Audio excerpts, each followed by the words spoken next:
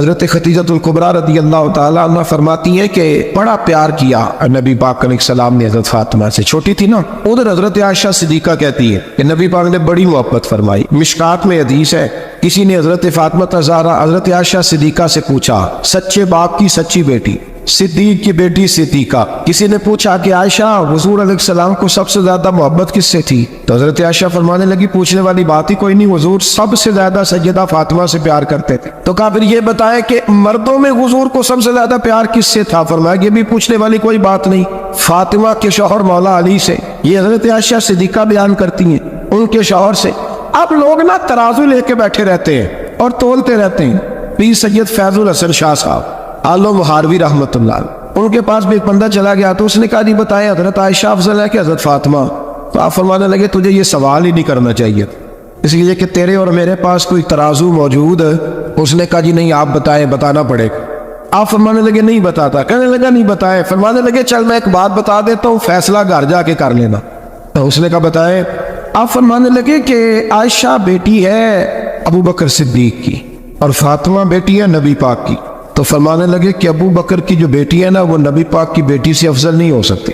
اور پھر فرمانے لگے کہ فاطمہ زوجہ ہے مولا علی کی اور عائشہ زوجہ ہے مصطفیٰ کریم کی۔ تو فرمانے لگے جو علی کی بیوی ہے وہ نبی کی بیوی سے افضل نہیں ہو سکتی۔ تو وہ کہنے لگا جی نتیجہ کیا ہے؟ فرمایا گھر جا کے نکال لینا، نتیجہ تو گھر جا کے نکال، یہاں ترازو پکڑ کے نہ بیٹھ۔ جو حضرت عائشہ نے کہا اس پر غور کر۔ حضرت عائشہ خود گواہی دیتی سب سے زیادہ حضور حضرت فاطمہ سے پیار کر۔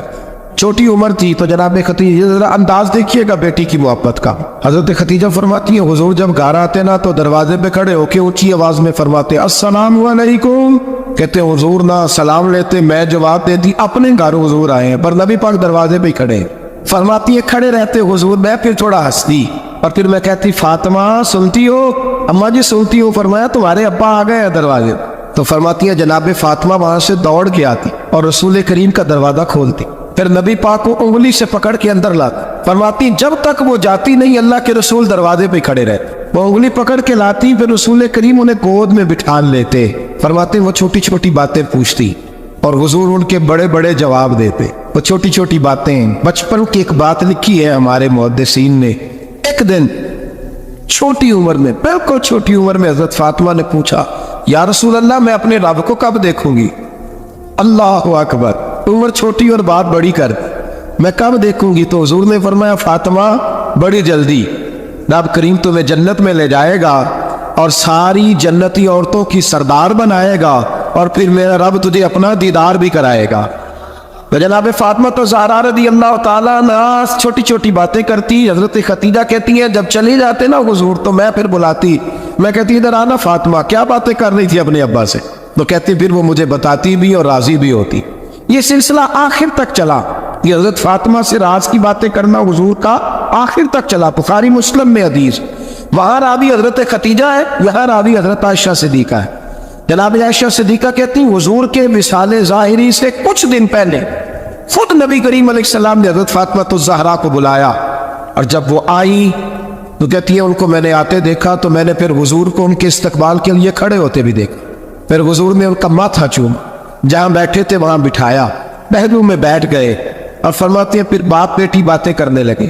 میں کوئی چیز بنا رہی تھی تو جناب عائشہ کہتی ہے میں نے دیکھا کہ حضور نے ان کے کان میں کوئی بات کہی تو جناب فاطمہ رونے لگے، پھر حضور نے کان میں کچھ کہا تو وہ مسکرانے لگی۔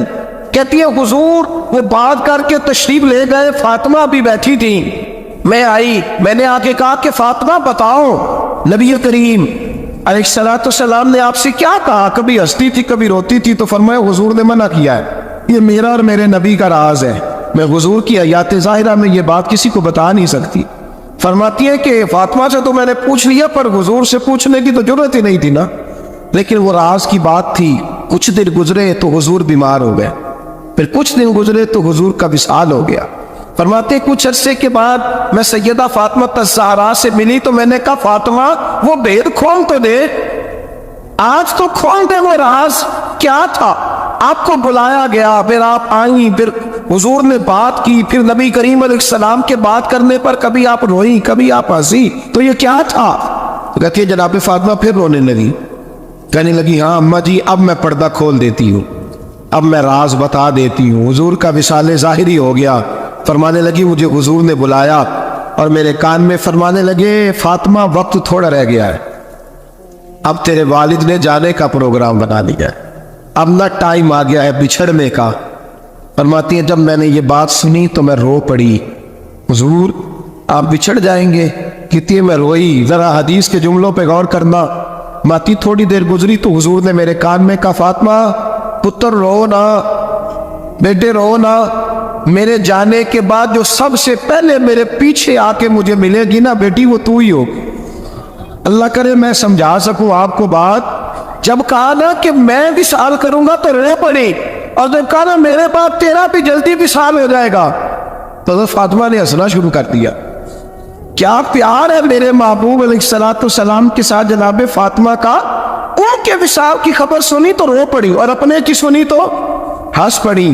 اور پھر حضور نے کہا فاطمہ تجھے یہ بھی پتا ہے نا کہ اللہ تجھے جنتی عورتوں کا سردار بنائے گا، یہ بھی تجھے پتا ہے؟ تو جناب فاطمہ الزہرا کے ساتھ شروع سے لے کر آخر تک میرے رسول کریم علیہ السلام کی محبت رہی، پیار رہا۔ اور جناب فاطمہ کا جو حضور سے پیار تھا، ایک ہے باپ کا شفقت کرنا اور ایک ہے بیٹی کا پھر اپنے باپ سے، بولیے بیٹیاں جو ہوتی ہیں نا ان کا بھی رویہ کو انوکھا ہوتا ہے ساری دنیا سے، انوکھا۔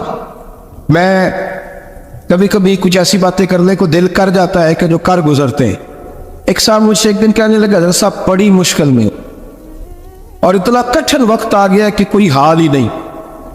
میں نے ان سے کہا کہ اپنی اماں سے دعا کراؤ، مسئلہ ٹھیک ہو جائے گا۔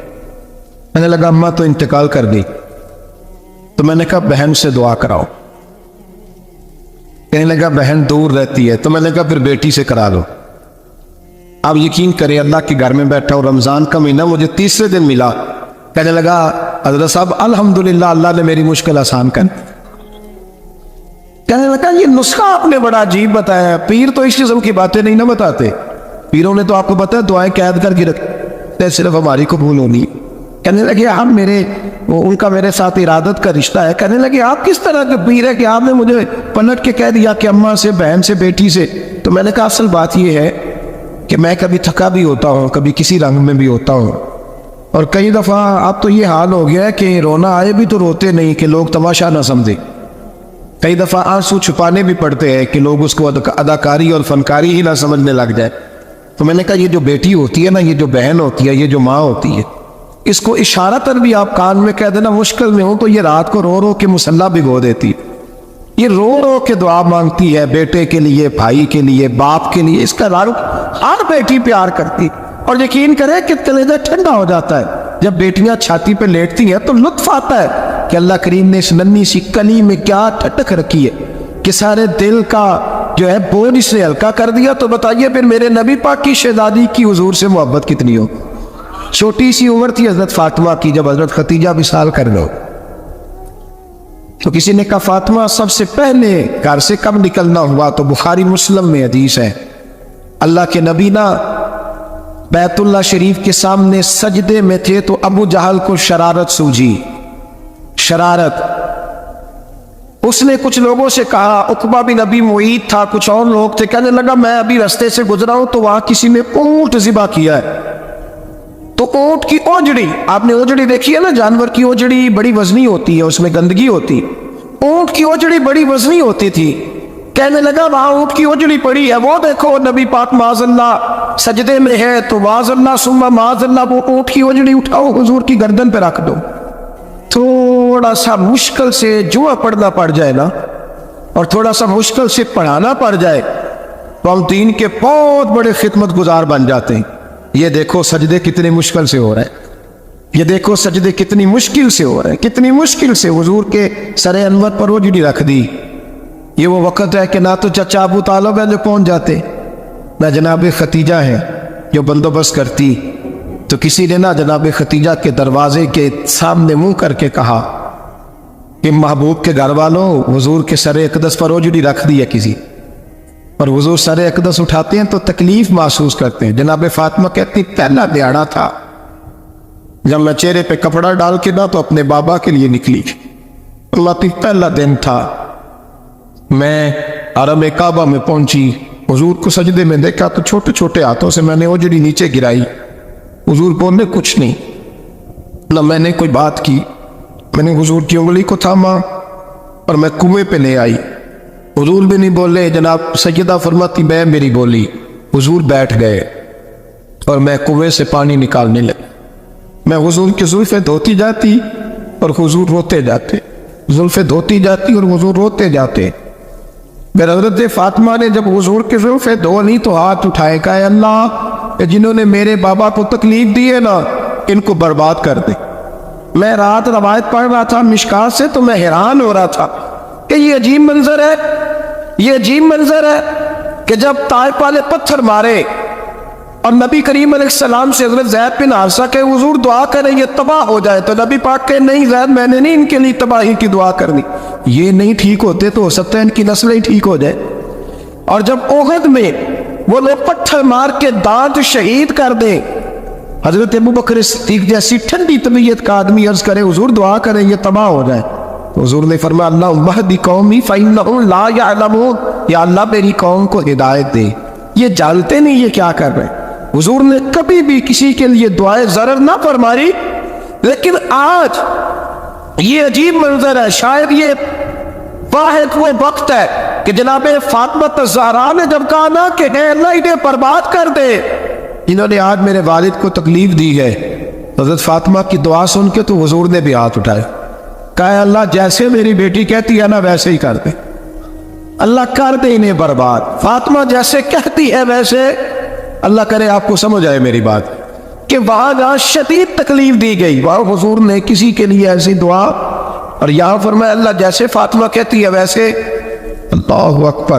حضرت عبداللہ ابن مسعود کہتے ہیں کہ وہ دعا بھی میں نے سنی، اور پھر میں نے ان سب لوگوں کو جن کے لیے جناب سیدہ نے دعا کی تھی، ان سب کو پھر میں نے بدر میں کٹتے ہوئے بھی دیکھا، میں نے ان کی لاشوں پر گھوڑے چلتے ہوئے بھی دیکھے، پھر میں نے دیکھا کہ صحابہ انہیں گھسیٹ کر کنویں میں ڈال رہے تھے، میں غور سے دیکھ رہا تھا اور ان کے چہرے پہچان رہا تھا، تو مجھ سے کسی نے کہا عبداللہ تم کیا غور کر رہے ہو؟ تو میں نے کہا میں غور کر رہا ہوں یہ وہی ہے سارے جن کے لیے سیدہ فاطمہ نے دعا کی تھی کہ یہ برباد ہو جائے، یہ وہی ہے میرے رسول کریم علیہ السلام کی ہر تکلیف کو جناب فاطمہ نے اپنی تکلیف سمجھا، ہر تکلیف کو۔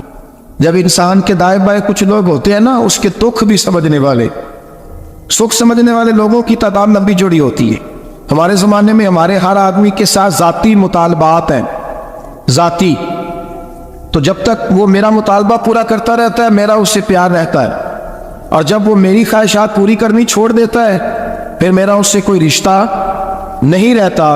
میرے عزیز حضرت فاطمہ الزہرا کا کمال یہ ہے کہ انہوں نے میرے محبوب کا دکھوں میں ساتھ دیا، حضور کی تکلیف پر وہ تکلیف میں آتی، پریشان ہوتی۔ یہاں سے بات چلی 4-5 سال عمر مبارک تھی، حضرت فاطمہ کی کل عمر 29 سال ہوئی ہے۔ حضور کی عادت مبارکہ تھی جب سفر پہ تشریف لے جاتے تھے تو سب سے آخر میں سیدہ فاطمہ کے گھر جاتے، واپس آتے تو سب سے پہلے سیدہ فاطمہ کے گھر جاتے۔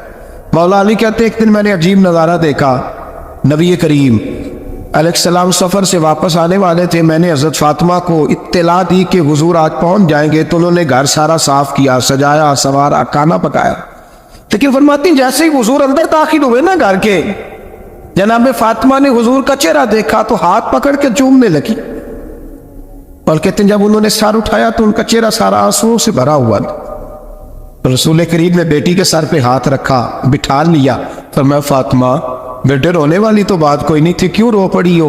تو عرض کرنے لگی محبوبہ میں بچپن سے دیکھ رہی ہوں، محنت کرتے، جدوجہد کرتے، مشقت کرتے، یا رسول اللہ آج آپ آئے ہیں تو آپ کے چہرے پر تھکاوٹ کے آثار ہیں، حضور وجود تھکا ہوا ہے۔ یا رسول اللہ میں نے ساری زندگی آپ کو کام کرتے دیکھا ہے، مدینے والے حبیب مجھے بتا تو صحیح کام کب تک کرنا ہے؟ کو وقت آئے گا جب آپ کی کمر بھی بستر سے لگے، کو ٹائم آئے گا آپ گھر میں بیٹھیں من پسند غذائیں کھائیں، حضور کب تک یہ جدوجہد کرنی ہے، کب تک یہ کام ہوگا؟ جناب فاطمہ فرماتی حضور نے میرے آنسو پوچھے، مولا کائنات شیر خدا فرماتے نبی کریم علیہ السلام فرمانے لگے فاطمہ تیرے باپ کی ڈیوٹیاں بڑی زیادہ ہیں، جب تک دنیا کے آخری کونے تک دین نہیں پہنچ جاتا، اور جب تک اینٹیں اور پتھر بھی میرے دین کا پیغام سن نہیں لیتے اتنی دیر تک تیرا باپ جدوجہد کرتا ہی رہے گا۔ یہ بڑا مشکل کام ہے، یہ دین کا سفر، یہ دین کی جدوجہد، یہ دین کی تھکاوٹ آپ اپنی مرضی نہیں کر پاتے۔ لوگ اپنی مرضی کے ساتھ جی نہیں پاتے جو اس رستے کے مسافر ہوتے ہیں، وہ دین کی پراپرٹی ہوتے ہیں، انہیں دین کے مطابق چلنا پڑتا ہے۔ تو جناب فاطمہ نے وہ سارے رنگ دیکھے رسول کریم علیہ السلام کی آیات مبارکہ کے، پھر یہ ساری کیفیت جب دیکھی نا کہ حضور اتنی محنت کرتے ہیں، تو پھر جناب فاطمہ کو میرے نبی کی امت سے پیار بڑھاؤ صلی اللہ ہو۔ سمجھیے گا اس بات، امت مسلمہ سے حضرت فاطمہ کو بڑا۔ امام حسن کہتے ہیں میری اماں سارے کام کرتی تھی گھر کے، اب تو شہزادے ہیں نا ہمارے بچے، کام اور بچی، یعنی بچی میکے سے واپس آتی ہے تو سب سے بڑا دکھڑا یہ سناتی ہے کہ وہ کام بڑا کراتے ہیں۔ یہی ہے نا دکھڑا؟ ہاں نہ تو کریں، سب سے بڑا دکھڑا کیا ہے؟ پتہ نہیں کیا کراتے ہوں گے، ہال نہیں چلوا لیتے کہیں، یا کچھ چکی نہیں پسوا لیتے، پتہ نہیں کون سا ایسا کام ہے۔ اور میں آپ ناراض نہ ہو جانا، میں بھی بیٹی کا باپ ہوں، میں بھی بہنوں کا بھائی ہوں، میں بھی اس بات کو سمجھتا ہوں، لیکن ایک بات ذہن میں رکھنا، یہ بات نہیں ہے کوئی کرنے والی، یہ سارے بچی کے ماں باپ جمع ہو کے پہنچ جاتے ہیں ہماری بچی تھی کام بڑے کرتی ہے۔ مثلا کیا کرتی ہے؟ کیا کرتی ہے وہ؟ آؤ میں بتاؤں میرے مصطفیٰ کی بیٹی کیا کرتی ہے۔ میں نے سینکڑوں دفعہ یہ بات کی اور میرا دل کرتا ہے روزانہ کروں، پھر کرتا ہوں۔ دنیا میں کوئی اتنا غریب ہے جس کی بیٹی اتنا کام کرے کہ ہاتھوں پہ چھالے پڑ جائے؟ ہے کوئی اتنا غریب تو اٹھ کے بتائے کہ میری بیٹی سسرال میں اتنا کام کرتی ہے کہ چھالے پڑ جاتے؟ میں دکھاتا ہوں، میرے رسول کی شہزادی کو چھالے پڑ جاتے۔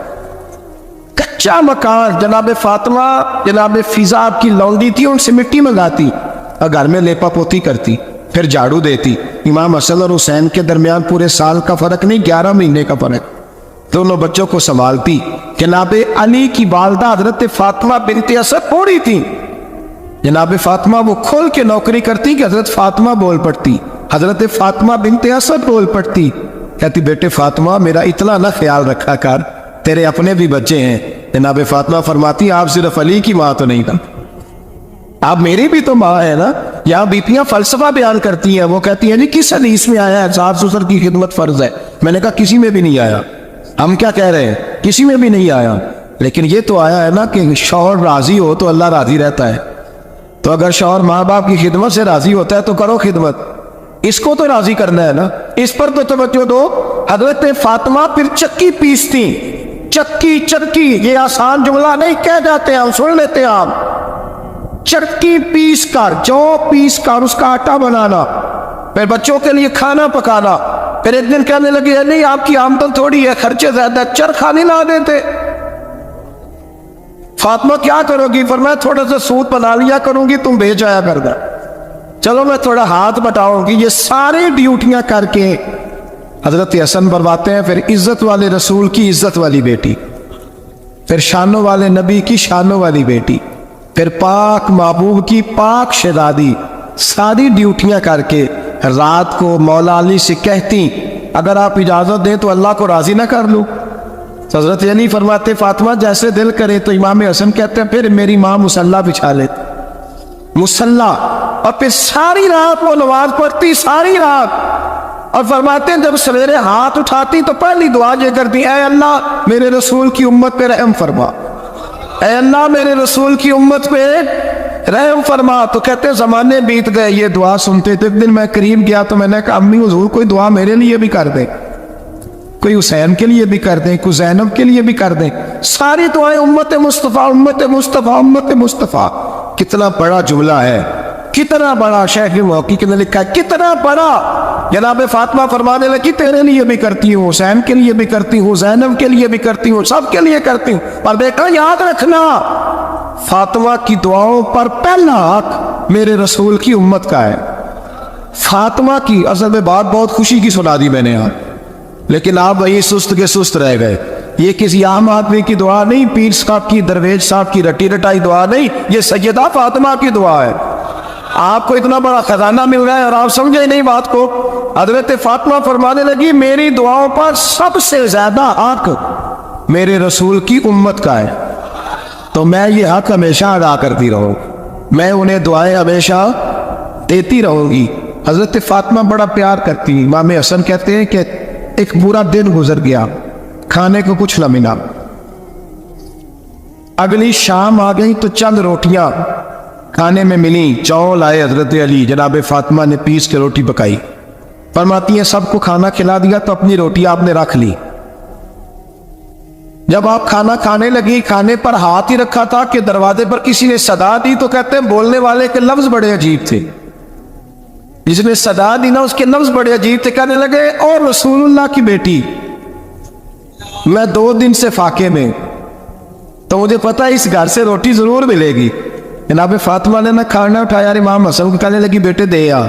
جناب حسن کہتے ہیں مجھے بڑی تکلیف ہوئی، ہم سب کھانا کھا چکے تھے، مولا علی بھی کھا چکے تھے، صرف میری اماں نے نہیں کھایا تھا۔ ماں اور بیٹے کا پیار، اور پھر حسن حسین اور سیدہ کا پیار۔ فرماتے میں نے کہا اماں جی آدھی دے دیتے ہیں، آدھی آپ کھا لیں، پورا دن گزر گیا آپ فاقے سے ہیں۔ تو کہتے ہیں حضرت فاطمہ نے میرے سر پہ ہاتھ رکھا، پھر میرا ماتھا چوما، کہنے لگی بیٹا تو نے اس کی آواز نہیں نہ سنی جس نے صدا لگائی، اس نے نہ تو علی سے بات کی نہ تیرے ساتھ بات، اس نے تو کہا رسول اللہ کی بیٹی، تم نے صدا نہیں نہ سنی، اس کے لفظ کیا ہے، اس نے تو میرے ساتھ بات کی۔ اب پھر فرمایا بیٹے میں 1 دن سے فاقے میں ہوں، وہ 2 دن سے فاقے میں، میرا 1 دن گزارا اور ہو جائے امت کے ساتھ۔ ایک دن نا ایک نبی پاک کی بارگاہ میں شخص آیا، اس نے کلمہ پڑھا، قبیلہ بنو سلیم سے اس کا تعلق تھا۔ نبی کریم علیہ السلام نے اس سے اس کی مالی حالت پوچھی، تو اس کہنے لگا یا رسول اللہ صلی اللہ علیہ وسلم میرے قبیلے میں 3000 لوگ ہیں اور سب سے غریب میں ہی ہوں۔ نبی کریم صلی اللہ تعالیٰ علیہ وسلم نے فرمایا اس کی مدد کرو بھائی۔ حضرت سعد بن عبادہ اٹھے تو انہوں نے نا اس کو کہا کہ میری اونٹنی باہر کھڑی ہے، تو یہاں سے اٹھ کے چل، میں اونٹنی تجھے دیتا ہوں۔ مولا علی شیر خدا اسی وقت اٹھے اور آپ نے اپنے سر سے امامہ شریف اتارا، فرمایا میں نے کل ہی خریدا ہے، یہ میں تمہیں تحفے میں دیتا ہوں۔ حضور نے نا حضرت سلمان فارسی کی ڈیوٹی لگائی، فرمایا اسے سواری بھی مل گئی، کپڑے بھی مل گئے، اس کے کھانے کا بندوبست کر، پتہ کر کس گھر میں کھانا ہے تو لا۔ حضرت سلمان فارسی کہتے ہیں میں گلی میں نکلا تو پہلی نظر میری سیدہ فاطمہ کے دروازے پہ پڑی، میں نے دستک دی، سیدہ فاطمہ اندر سے بولی کون ہے؟ میں نے کہا میں غلام سلمان فارسی۔ جناب فاطمہ تزارہ سے میں نے عرض کی ایک بندہ آیا ہے، کلمہ پڑھا ہے، اور وہ کہتا ہے 3000 آدمی میرے قبیلے میں ہیں اور سب سے غریب میں ہوں۔ تو اماں جی اس کو مولا علی نے امامہ دے دیا ہے اور حضرت سعد بن عبادہ رضی اللہ تعالیٰ عنہ نے اونٹنی دے دی ہے۔ اب وہ حضرت فاطمہ فرما سکتی تھی کہ جب شیر خدا نے دے دیا ہے تو ہمارا تو حصہ پڑ گیا، تو فرمانے لگی بھئی میرے ساتھ کیا مطالبہ ہے بتاؤ جلدی کرو۔ کہا کھانا نہیں کھایا اس نے، تو آپ فرمانے لگی کھانا دیتے۔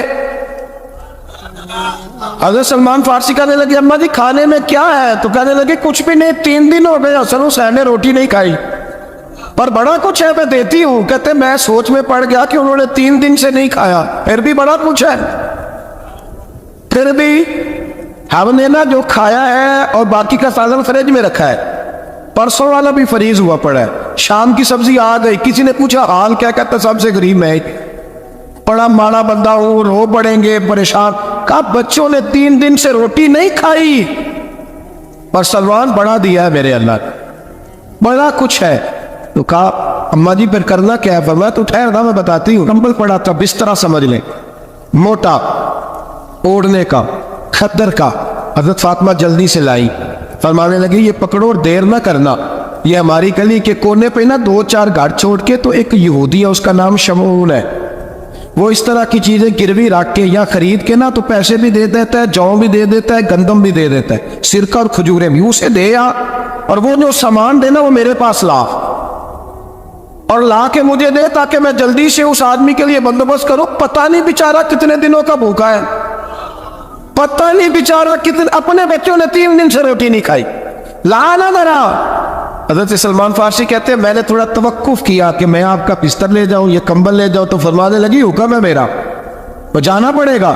جناب سلمان فارسی کہتے ہیں میں شمعون یہودی کے پاس گیا، میں نے کہا یہ کمبل لو، چاہے تو نقد پیسے دے دو، سامان خرید لیتے ہیں، اور چاہے تو اناج، جو، سرکہ، کھجوریں جو تمہارے پاس ہے دے دو۔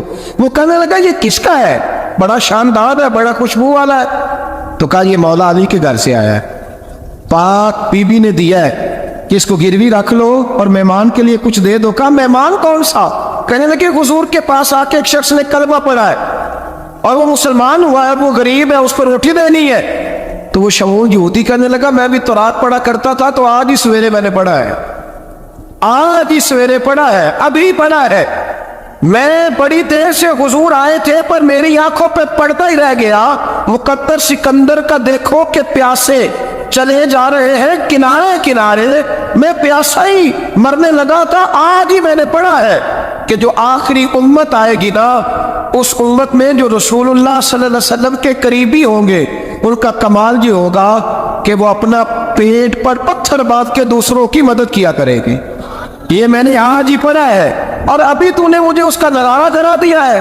کہنے لگا یہ چادر بھی لے جا، چاؤ بھی لے جا، سرکہ بھی لے جا، آٹا بھی لے جا، کھانا بھی لے جا، اور اس طرح کر کے میرے پاس سے مدد بھی لے جا، اور جناب فاطمہ سے کہنا یہ سارا کچھ رکھ لے، اور انہیں کہنا کہ مجھے پتا ہے آپ قبول نہیں کرے گی پر قبول کر لے، وہ آپ کا کمپن آیا ہے تو میرا دل نرم ہو گیا ہے، میں یہ قربانی بھی دیتا ہوں اور آپ کے باپ کا کلمہ پڑھ کے مسلمان بھی ہوتا ہوں۔ حضرت فضا کہتی ہیں، حضرت فضا بہت واضح، اور جناب فاطمہ بڑی شفقت کرتی تھی ان کے ساتھ۔ جناب فضا کہتی ہیں ہمارے ساتھ ہی نا دو چار گھر چھوڑ کے کہ یہودی مسلمان ہوا تو اس کے رشتہ داروں نے رشتے توڑ دیے، ناطے توڑ دیے، سارا خاندان مسلمان ہو گیا، لوگوں نے ملنا جلنا چھوڑ دیا۔ فرماتے ہیں کہ اس کی بیوی فوت ہو، علیہ السلام نے جب ان کو لے کے حضور داخل ہوئے تو جناب فاطمہ نے آ کے جھکا لی، پردہ کر لیا، تو حضور نے فرمایا بیٹی وہ تو نابینا ہے، تو عرض کرنے لگی حضور مجھے تو نظر آ رہا ہے نا۔ انہی حضور نے جو ازواج کو کہا بات کی، جناب فاطمہ کا جو انداز ہے وہ نرالا ہے۔